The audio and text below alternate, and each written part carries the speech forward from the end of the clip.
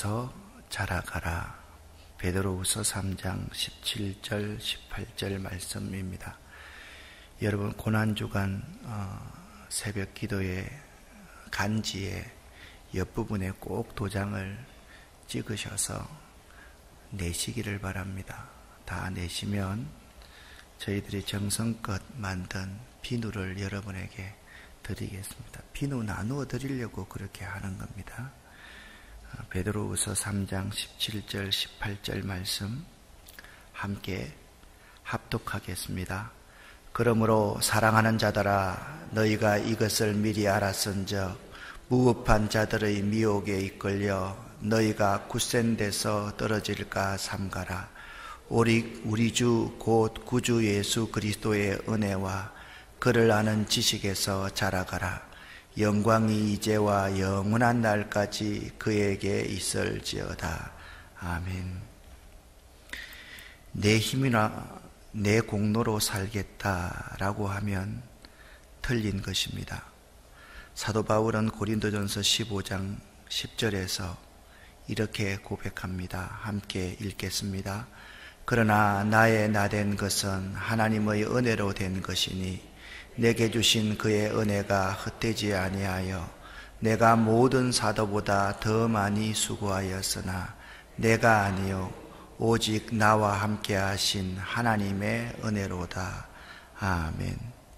오늘 내가 나된 것은 하나님의 은혜라 사도 바울은 고백했습니다. 성경은요, 하나님의 은혜로 사는 사람이 참 신앙인이다 라고 말을 합니다. 신앙인 가운데 희망이, 소망이 없는 성도는 가난한 사람, 무식한 사람이 아니라 하나님의 은혜를 무시하는 사람입니다. 그에게는 소망도 희망도 없는 것입니다. 신앙의 성숙은 하나님의 은혜를 아는 데 비례합니다. 신앙이 성숙해질수록 하나님의 은혜를 더 많이 알고 더 많이 감사합니다. 교회를 오래 다니고 직분이 있다 해도 하나님의 은혜를 모르면 그야말로 헛믿은 사람입니다. 다윗은 이렇게 고백을 합니다. 같이 읽어보겠습니다. 젊은 사자는 궁핍하여 줄일지라도 여호와를 찾는 자는 모든 것에 부족함이 없으리로다. 아멘. 언제 이런 말을 했을까요, 다윗이? 이 말씀만 보면 참 대단한 때에 다윗이 이 고백을 했을 것 같지 않습니까? 그런데 다윗은 사울 왕이 다윗을 시기하여 자기를 죽이려 하였을 때 도망갈 곳이 그 나라에서 아무것도 없었습니다. 그래서 원수의 나라인 블레셋으로 도망을 갑니다. 그런데 블레셋 사람들이 다윗을 보고서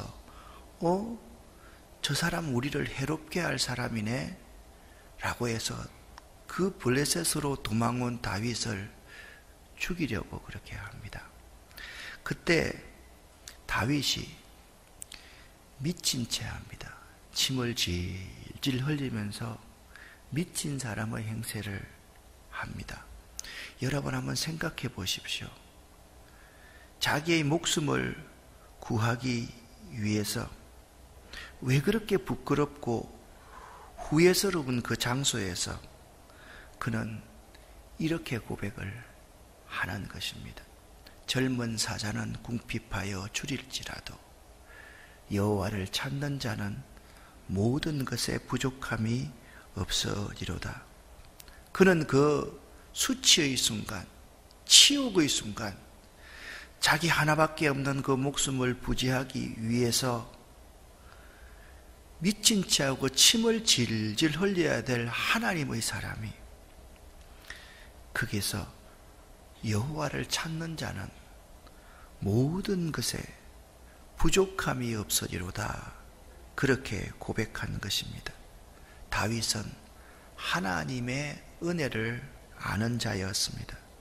하나님의 은혜를 아는 여러분 되시기를 예수 이름으로 간절히 축원합니다. 믿음이 성숙하다라는 것은 하나님의 은혜를 더 깊이 아는 것입니다. 어떠한 상황 속에서도 그 은혜를 알고 늘 주님 안에 살아가시기를 예수 이름으로 간절히 축원합니다. 또한 우리가 느끼는 사명도, 받은 사명도 은혜로 잘 감당하는 것입니다. 구원만 은혜로 받는 것이 아닙니다. 일하는 것도 은혜를 받아야만 합니다. 직분을 받고 나서 시험에 드는 사람이 참 많습니다. 여러분 주변에 한번 보시기를 바랍니다. 직분 받고 나서 시험에 드는 사람, 직분을 받고 나서 패가 망신하는 사람을 저는 목회를 하면서 많이 봤습니다. 그래서 직분이라는 것이 매우 중요하다는 사실을 느낄 때가 너무나도 많습니다. 뼈저리게 많이 있습니다. 때로는 제가 직분을 주는 것이 아니지만 이런 생각을 할 때가 있습니다. 저분에게는 내가 손을 얹고 기도하는 것이 아니었는데 라고 생각드는 사람도 있습니다. 죄송합니다. 그런 사람이 정말 있습니다. 그것은 왜 그렇습니까? 자신이 잘나서 직분을 받은 것으로 생각하기 때문입니다. 사명도 은혜로 감당하는 것이라는 사실을 알지 못하기 때문입니다. 이를 위해서, 사명을 위해서는 반드시 은혜를 알아야 하고 은혜를 받아야만 합니다. 하나님의 은혜로 직분자가 되었음을 알아야만 합니다. 은혜를 잃어버렸을 때 사명은 사명이 될 수가 없습니다. 은혜 없는 사명은 자신의 야망을 이루는 것이기 때문입니다. 사랑하는 여러분, 하나님의 일을 하고 싶습니까? 하나님의 일을 열심히 하고 싶습니까? 은혜로 감당하는 것이 사명이다. 이 사실을 여러분 꼭 기억할 수 있기를 예수 이름으로 간곡히 부탁을 드립니다. 또한 하나님의 은혜 속에는 자유함이 있습니다. 성경에 보면 요한복음 8장 32절입니다. 함께 읽겠습니다. 진리를 알지니 진리가 너희를 자유케 하리라. 아멘. 요한복음 14장 6절입니다.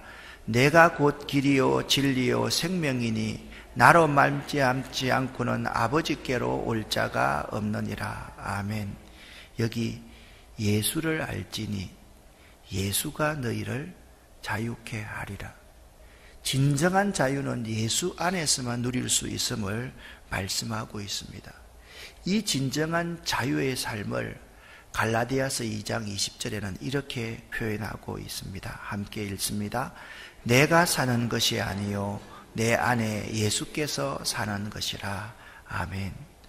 자신의 감정과 세상의 무법한 자들의 생각을 따르면 율법에 얽매이게 되고 자유함이 없습니다. 오늘 본문 베드로후서 3장 17절 18절에 그래서 이렇게 말씀하고 있습니다. 함께 읽습니다.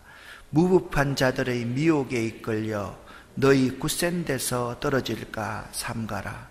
오직 우리 주 곧 예수 그리스도의 은혜와 저를 아는 지식에서 자라가라. 아멘.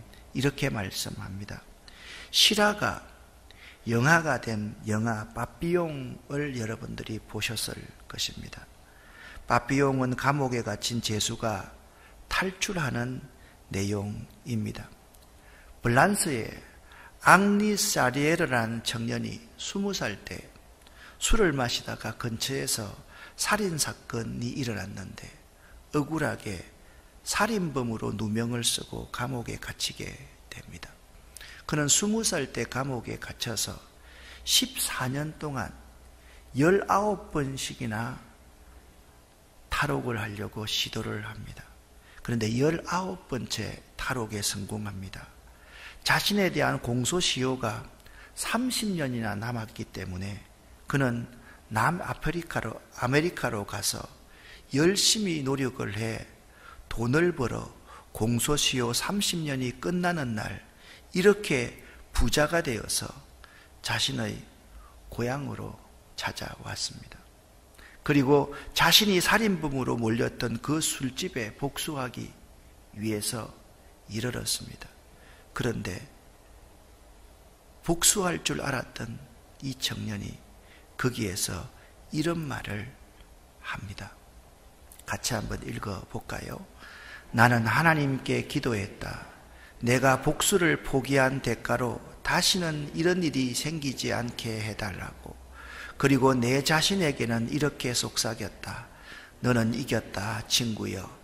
너는 자유롭고 사랑받는 내 미래의 주인공으로 여기에 서 있다. 그들이 어떻게 살고 있는지 더 이상 알려고 하지 마라. 그리고 과거의 한 부분일 뿐이다. 너는 여기 있다, 기적처럼. 그리고 너는 지금 확인하고 있다.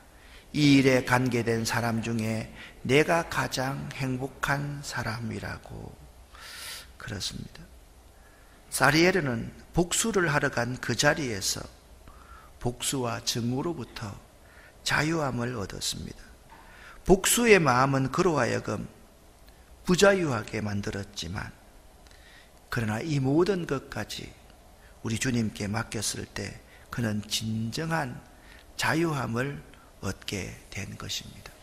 한 여인이 있었습니다. 자신이 얼마나 성장했는지 생각을 해보았지만 도저히 자신이 성장했다고 생각되지를 않았습니다. 그래서 그녀는 아버지께 물었습니다. 아버지, 제가 성장한 증거가 있습니까? 그때 아버지는 서슴지 않고 그래, 내 딸 너는 무척 성장했지 라고 답을 했습니다. 그리고 아버지는 이렇게 말을 합니다. 네가 어린 시절에는 아버지 오늘 나를 위해서 무엇을 해주시겠어요? 라고 하다가 네가 숙녀가 되었을 때는 아버지 저와 함께 무엇을 할 수 있겠지? 라고 하였고, 지금은 아버지 제가 아버지를 위해서 무엇을 해드릴까요? 라고 하고 있단다. 이것이 바로 너의 성장의 증거란다 라고 아버지가 말씀하셨습니다. 사랑하는 여러분, 이 예화를 하나님과 여러분과 저 사이를 비교하면서 한번 이 예화를 다시 한번 볼 수 있기를 바랍니다. 여러분 혹시나 하나님 앞에서 내가 자라나고 있지 않다라고 생각하는 분이 있습니까? 그러나 여러분과 저는 계속해서 자라가고 있다, 성장하고 있다는 사실을 기억할 수 있기를 바랍니다. 여러분과 저의 믿음이 어린 시절에는 하나님, 나를 위해서 무엇을 주세요, 주세요, 주세요만 했습니다. 그러나 지금은 하나님, 저와 함께 무엇을 할 수 있겠어요? 라고 질문하는 사람도 있고, 그리고 더 후에 지금은 아버지, 제가 하나님의 영광을 위해서 어떻게 살아갈까요? 라고 말씀하고 있는 분이 있다면 여러분은 지금 성장하고 있는 중이다. 그 가운데 아픔이 있으면 성장통을 앓고 있는 중이다 라는 사실을 여러분 꼭 명심할 수 있기를 예수 이름으로 간절히 축원합니다. 성장은 얼마나 자기 중심적인 것이 작아지는 과정이고, 성숙은 그 정도를 말하는 것입니다. 성장이라는 것은 내가 작아지고 예수 그리스도가 커지는 변화 과정입니다. 같이 한번 읽어볼까요? 성장은 내가 작아지고 예수 그리스도가 커지는 변화 과정입니다. 그렇습니다. 내가 성장한다라는 것은 자꾸 내가 작아지는 것이고 내 속에 예수 그리스도가 커지는 것이 성장입니다. 그래서 갈라디아서 2장 20절 말씀이 이 성장의 귀중한 표대가 되는 말씀입니다. 이제는 내가 사는 것이 아니요, 내 안에 예수께서 사시는 것, 이것이 성장임을 꼭 기억할 수 있기를 예수 이름으로 간절히 부탁을 드립니다. 세례 요한이 있었습니다. 자신이 처음에 사역을 할 때 많은 사람들이 자신에게로 몰려왔습니다. 세례 요한의 인기가 하늘을 찔렀습니다.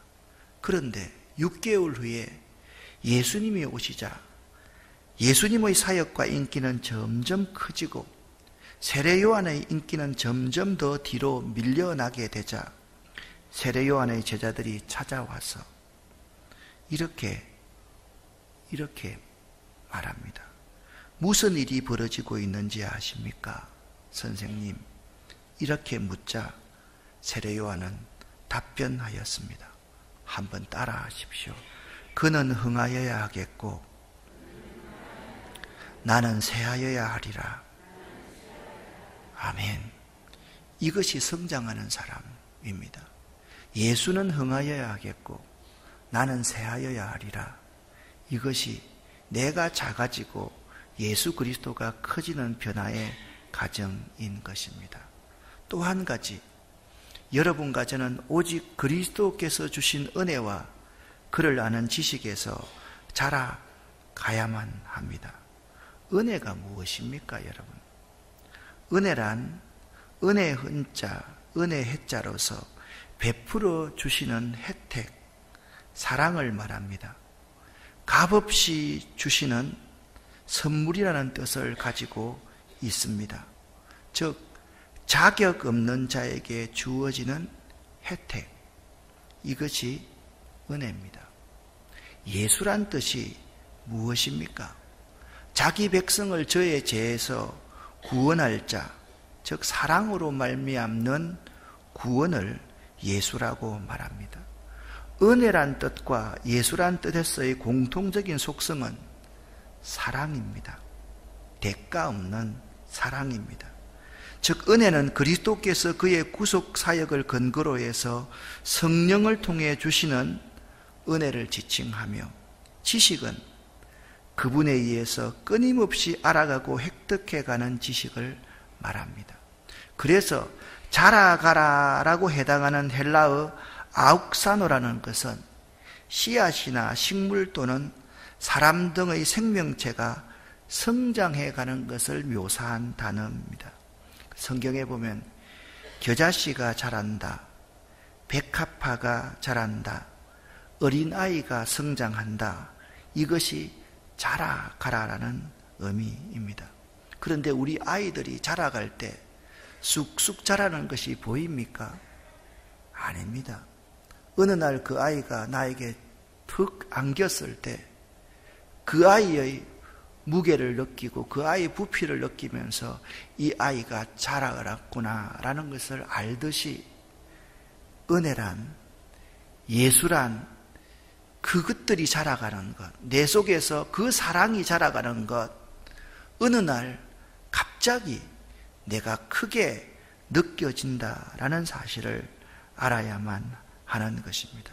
여러분과 제가 에베소서 4장 13절 15절 말씀을 함께 읽어보겠습니다. 우리가 다 하나님의 아들을 믿는 것과 아는 일에 하나가 되어 온전한 사람을 이루어 그리스도의 장성한 분량이 충만한 데까지 이르리니 오직 사랑 안에서 참된 것을 하여 범사에 그에게까지 자랄지라. 그는 머리니 곧 그리스도라. 아멘. 여기 이렇게 말씀하고 있지 않습니까? 하나님의 아들을 믿는 것과 아는 일에 하나가 되라 라고 말씀하고 있습니다. 영적 성장의 척도는 얼마나 예수 그리스도를 제대로 알고 믿느냐와 정비례합니다. 얼마나 이것저것 영적인 활동들을 많이 하고 있느냐, 그것도 아닙니다. 교회 공동체 안에서 얼마나 많은 직분을 맡아 수행하며 영향력 있는 위치에 서 있는 것도 아닙니다. 성경 지식을 얼마나 많이 습득하고 해박한 교리와 신학적인 지식을 소유하고 진리에 대한 날카로운 분별력을 가지고 있느냐도 아닙니다. 내가 얼마나 주님을 인격적으로 알고 그분을 신뢰하며 제대로 된 참 사랑의 관계를 맺고 있느냐가 참 중요한 것입니다. 우리는 자꾸 직분, 내 위치, 내 영향력에 관심이 많습니다. 하나님의 아들을 믿는 것과 아는 일에 하나가 되라라는 이 말씀의 의미는 그분과의 관계를 의미한 것입니다. 그분과 주님과 좋은 관계를 유지하라. 항상 주님과 좋은 관계를 유지하는 것이 참 우리 삶의 중요한 자라감임을 알아야만 합니다. 또한 4장 15절 말씀은 오직 사랑 안에서 참된 것을 하라, 그렇게 말씀하고 있습니다. 요한일서 3장 16절 말씀을 여러분과 제가 함께 읽어보겠습니다. 그가 우리를 위하여 목숨을 버리셨으니 우리가 이로써 사랑을 알고 우리도 형제들을 위하여 목숨을 버리는 것이 마땅하니라. 아멘.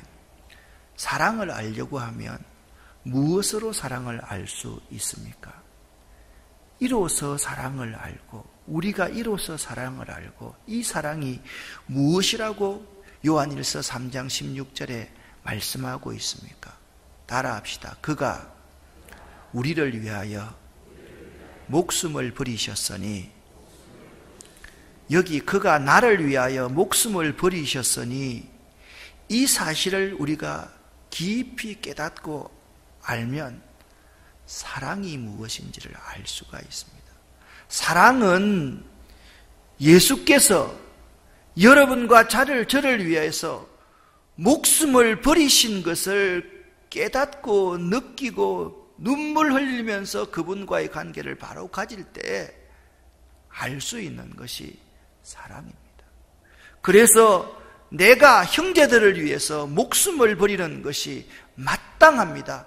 사랑을 깨달아 안 사람은 이 사랑이 사랑하는 것이 대단한 것이 아니라 마땅한 것임을 알 수가 있는 것입니다. 우리의 성장의 척도는 사랑 안에서 행하는 것입니다. 나의 모든 삶 속에서 그리스도의 사랑이 흘러가고 있느냐가 영적 성숙의 시금석이 됩니다. 나의 말과 생각과 행실이 어린아이와 같이 아니하고 범사에 예수님의 사랑이 동기가 되어 말하고 생각하고 행동하는 것이 바로 예수님의 수준으로 살아가는 삶입니다. 내가 알고 믿는 그리스도가 사랑을 실천하는 삶으로 이어져서 다른 사람으로 그리스도의 사랑이 나를 통해서 흘러가는 것, 그것이 사랑 안에서 참된 것을 하는 것입니다. 사랑하는 성도 여러분, 오늘 여러분과 제가 생각해야 될 제목이 딱 두 가지입니다. 은혜에서 자라가라. 또 한 가지는 예수를 아는 지식에서 자라가라. 그렇게 말씀합니다. 그 의미는 무엇일까요? 살면 살수록 은혜 아니면 아무것도 할 수 없다는 고백을 하는 삶입니다. 시간이 가면 갈수록, 나이가 들면 들수록, 내가 조금 더 성숙해지고 여물어질수록 내가 할 수 있는 일이 아무것도 없습니다. 오직 은혜로만 가능합니다. 할렐루야. 이 고백을 하는 것이 은혜가 자라가는 것입니다. 이 세상 모든 문제를 해결할 수 있는 비결이 예수를 아는 지식, 그 지식이 깊고 풍성하고 만나고 새로워서 그 지식 안에서 살아가는 것, 그것이 우리가 자라가야 될 이유임을 알아야만 됩니다.